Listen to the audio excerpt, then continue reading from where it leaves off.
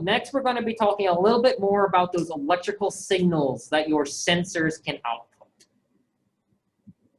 So the first thing you need to know is, I mentioned this a little bit in the previous lecture, there are AC and DC signals. AC signals are alternating signals. Alternating current is often what it specifically stands for. And these have voltages and currents that change direction. The polarity of the voltage changes, and you have some kind of, often you will see some kind of sinusoidal waveform, kind of like this down here. And it will vary around some central point. DC signals do not change direction. It's all usually positive, and this is what you guys will often be using in this case. And so one of the things to pay attention to is electrical signals do change over time. That's how a sensor works. And so when a electrical signal changes over time, it generates what is known as a waveform. You can see an example of it here. Waveforms can exist in multiple mediums. You might see in some of your physics classes, one of the examples they'll do for a wave is they might tie a piece of string to a rope and tie it to a pole somewhere and just move the rope up and down. You'll see a wave going across it. It's very, very similar to that in electronics, except for it's just electrons that are moving instead. But the important thing, there are two main parameters for waveforms that we pay attention to. One is the amplitude of the signal. That is just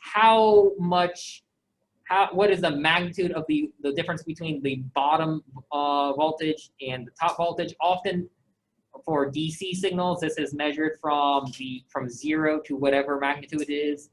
In the case of AC, it is from the negative line to the positive line, wherever that may be. And we usually also keep track of how that amplitude changes over time.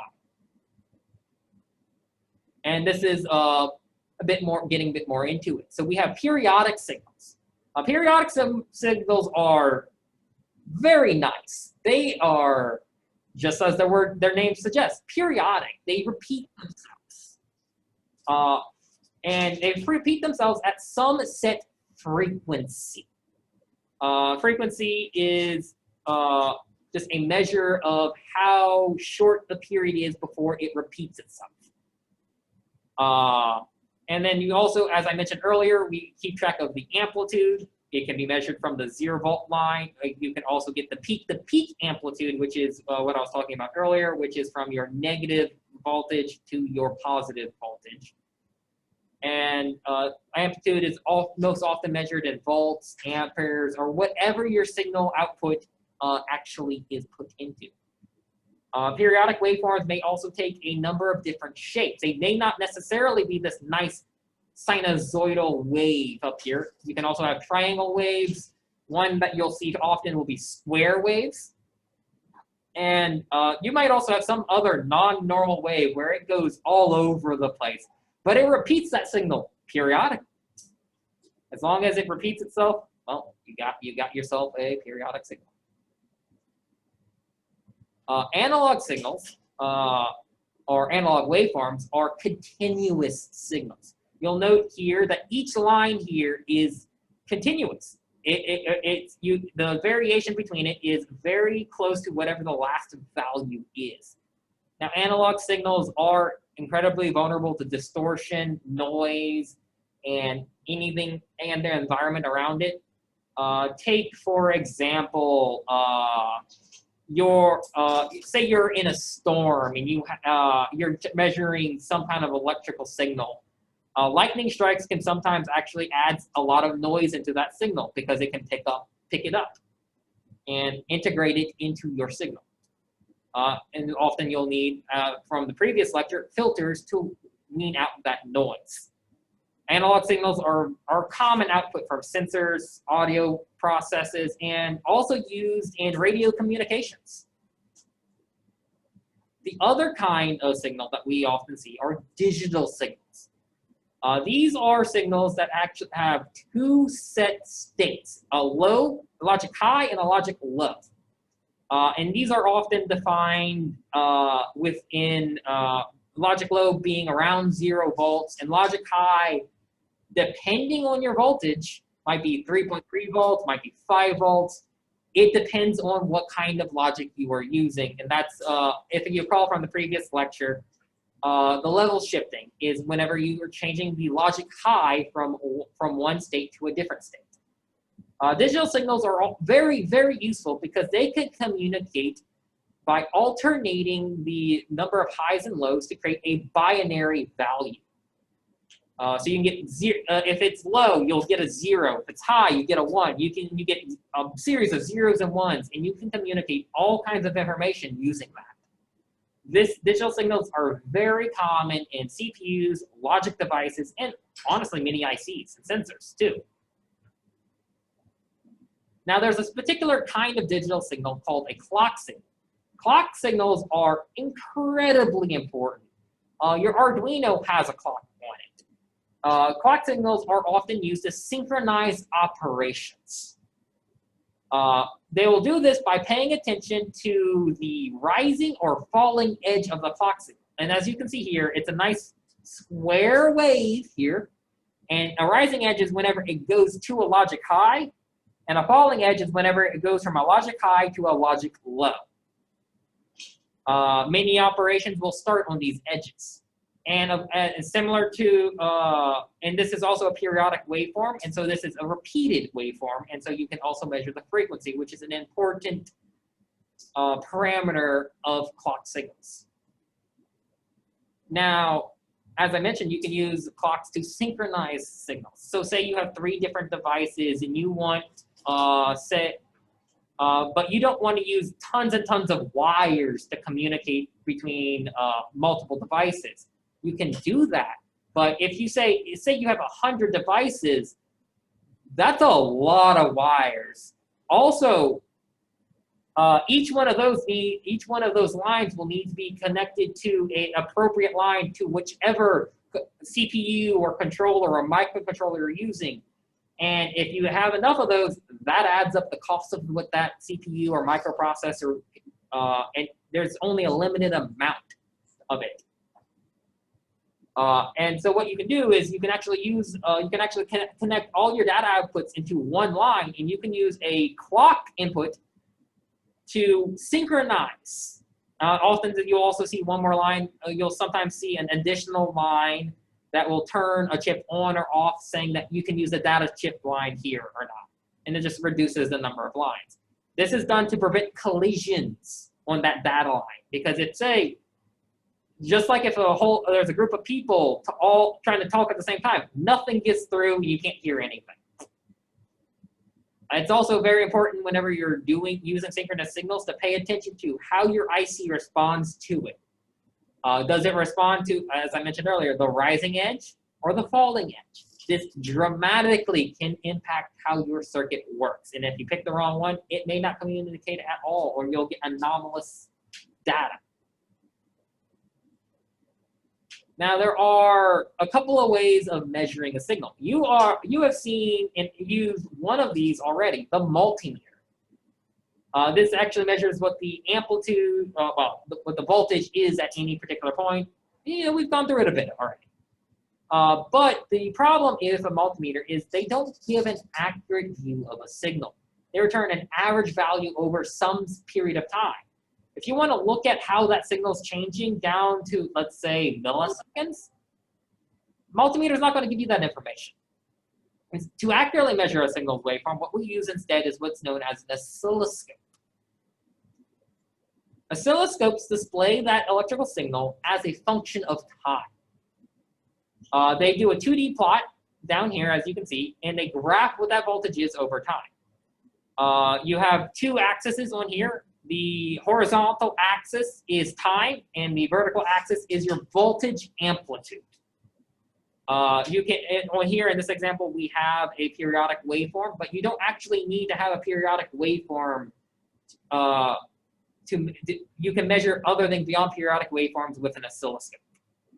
They're very useful for identifying issues with the actual signal itself, making sure that your signal conditioning is doing what you want it to. It's also good for catching whenever there's timing conflicts, finding whenever there's really big noise, and also that there's actually a signal going through. So an oscope, you need, how they measure things is they go through a series of probes that are actually attached to the oscope itself. These probes have a ground, which you can see right over here. This is what that loop, what this thing is, and the signal head right here, which is where you actually measure the waveform from. There are a couple of kinds of probes. There are that are based off of what their attenuation factor is. And this will be often you'll see on some probes, you might see a little sliding bar on the probe itself where it says times 10 on the bottom or times 100. And that just simply is the amount of, that is your attenuation factor. It's important that you match your probes. There are many of these modern digital oscilloscopes, you can actually change between times 10 and times 100 through some settings with the oscilloscope. If you need to do so, that's beyond the scope of what this lecture does. You'll have to reference your oscilloscope's manual and look up how to do that, but it's not terribly difficult. Now, a little bit about the display itself. Here we have a picture of an oscope zoomed in. The overall screen here, you have a nice grid where all of your data is displayed. You will often also see 2 or sometimes 3 or 4 different signals on here, which will each be hopefully colored different. If they aren't colored different, they will have a little indicator over here, which tells you, one, where the channel's 0 is, the 0 volt line is, also for helping identify what your signal is. You can also see your vertical scale will often be displayed on the side, on the bottom, and as well as your horizontal scale. And you can see, in this case, these are each increment in here. You can't really see it from this picture. It's a bit washed out, but there's little boxes in here. And each one of those boxes is, in this case, 500 microseconds. And each division down here for channel 1 is 10 millivolts, while down here for channel 2 is 100 millivolts. And so you can display multiple waveforms at wildly different amplitudes. And this is, as I mentioned earlier, very, very useful for signal conditioning circuits. Take, for example, in this case, channel 2 is before a signal conditioning circuit, and channel 3 is after, where it's been amplified by 10. There are a couple of different measurements you can make with the oscilloscope that they can do automatically, like your amplitude, your peak-to-peak voltage, your mean voltage, frequency. All of those things are, especially with modern oscilloscopes, can be measured and displayed on screen with it. Now, each oscilloscope is different on how you actually display these measurements, so you'll have to do a bit of experimenting with your oscilloscopes to get to measure and put out the information that you want it to display. Now, that time, you remember the horizontal axis. You can actually adjust how wide those things are through one of the knobs. They'll sometimes say horizontal. It might actually tell you time in some cases. And you have the first knob up here. This just changes where the center line of the wave is, where time 0 is. And down here actually changes the scale, how big those segments are in between. And similarly, you can change the amplitude for each of your individual channels. And it's much the same here. You can adjust the vertical position, which changes where your 0 voltage line is for each channel. And then you can change how big the divisions are between each of those little boxes. And then also down here, you can actually see where your probes plug into as well. The last thing is what is known as the trigger level. This is important for measuring signals. If you have your trigger voltage set too low or incorrectly, you will start it basically acts as a line of whenever it goes over this voltage, update the screen.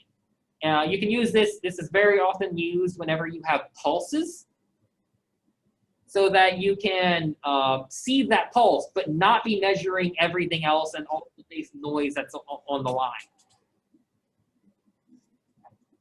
And then another very useful thing is, say you have a continuous signal that's constantly changing, you can hit the run stop button to actually stop the display in the moment where it is, and it will just leave it there so that you can record it or download it, and if you have a really nice oscilloscope.